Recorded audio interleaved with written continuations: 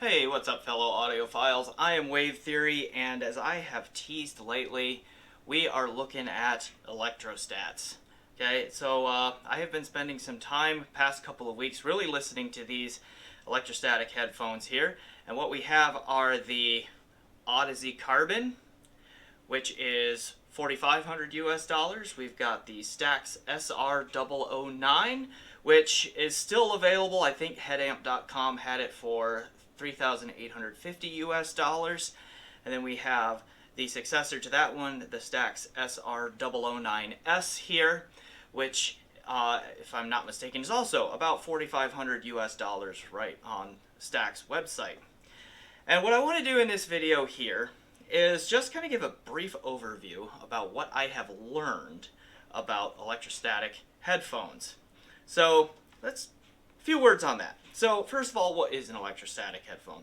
Why is it called that? So most headphones that are out there, and I have examples of them around, like here is the Sennheiser HD800S. This is what we call a dynamic driver headphone.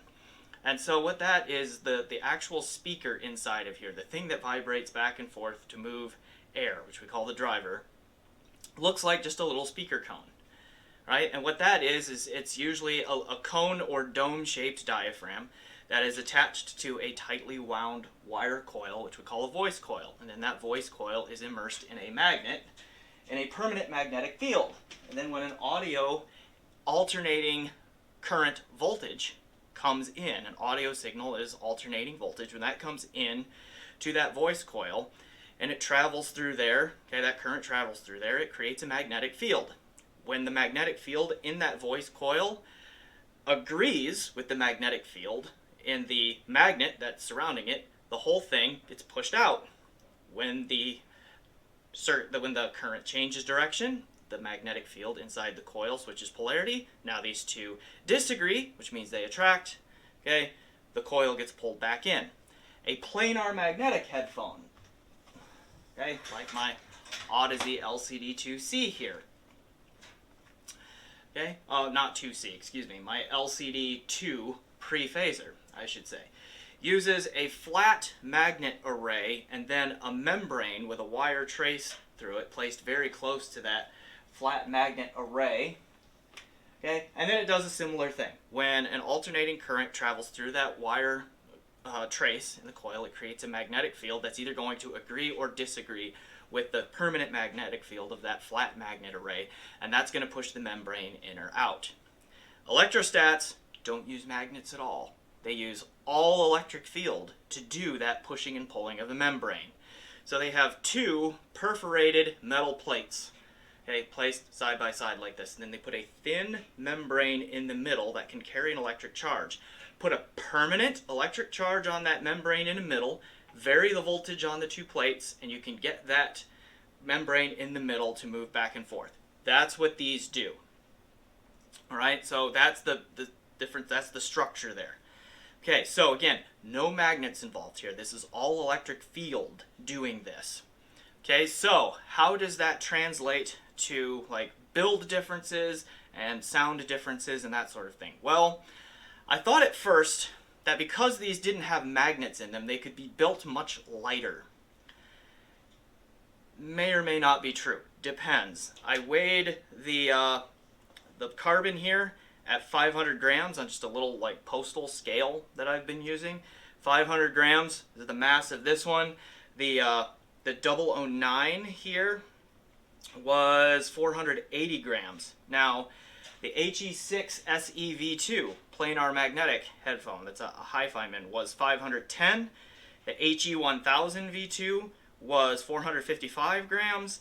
And the new hi-fi min edition XS, I checked that one was 410 grams. So, not necessarily lighter, although they do still feel lighter to me, comparing directly one to the other. I don't know if that's a mental bias thing going on or what, but that's just how it feels to me. Okay, the sound then. The sound on these, it's fast. It's really, really fast. So let's talk terminology here. So we talk about this membrane in these things that's actually vibrating back and forth to create the sound wave. when it pushes toward the ear, it creates a wave front that travels down the ear canal, hits your eardrum, and we call that initial hit of the wave the attack. Then, as the membrane moves backwards, it creates a little vacuum because it has now removed air from where it just was, pulled back, there's now no air there for this brief instant, and so atmospheric pressure fills that in again, all of that, and that creates the other half of the wave, okay, that's traveling to your ear here, and so that's the decay. Like there's the initial attack hit of the wave, and then there's like, it's not really a retreat, but it's the energy, oscillating back. Okay, that is the decay. These headphones, these electrostats are really, really quick on that decay. That decay does not linger around very much.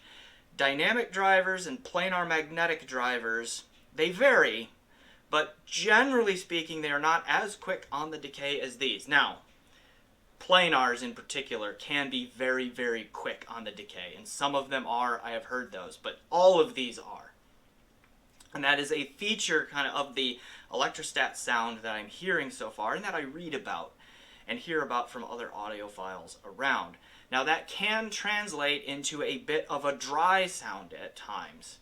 Right, so when the decay hangs around a little bit, we refer to it like it can kind of create this blended together sound, which we audiophiles refer to as wet sometimes. I don't know why we use that word other than it's just the opposite of dry, I think. And these electrostats, because of that fastness, that speed on the decay, just the tight control of that decay, can sound a little bit dry. Now, the other side of that is that the resolution here is outstanding. Okay, these things are highly resolving, particularly in micro details, things like room reverbs and that sort of thing, ghost notes on drums, right? Even like in an orchestral performance, like coughs, audience noise, the creaks of chairs, and all of that, just those subtle little things that create this you are there feeling as you listen to it. Like they're all pulled out beautifully. It takes some of the best planar magnetics out there that I've heard, like the Odyssey LCD5, the Hi-Fi Susvara, okay, all that, to like pull out all of that stuff to a very close to, if not similar degree. So I mean, the resolution here, outstanding. Now, just like any other headphones, you can have some signature differences, and when I get into the reviews of these, I'll talk about how their signatures differ a little bit from each other. And you can also get some differences in staging size and that sort of thing, but they all are very, very good at imaging and separation in the spatial presentation. Imaging meaning where they place sounds, separation meaning the space between those sounds. They are very good at that.